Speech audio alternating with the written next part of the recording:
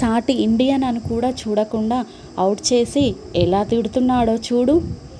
ఏం మీరు తిట్టట్లే రోజు సాటి పెళ్ళాం అని కూడా చూడకుండా.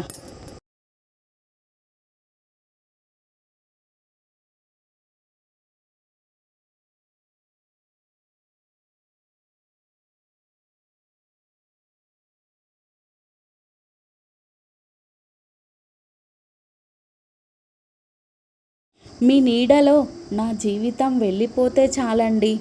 అమ్మో, అంతసేపు నేను ఎండలో నిల్చోవాలా?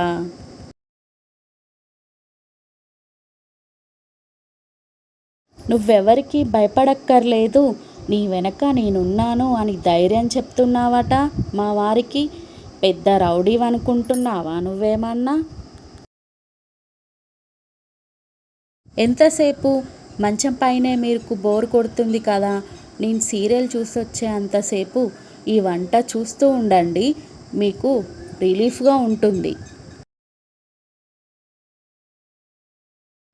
నా ఎత్తు బెల్లం పంచిపెట్టడం అంటే ఇలా కాదేమో కాంతం.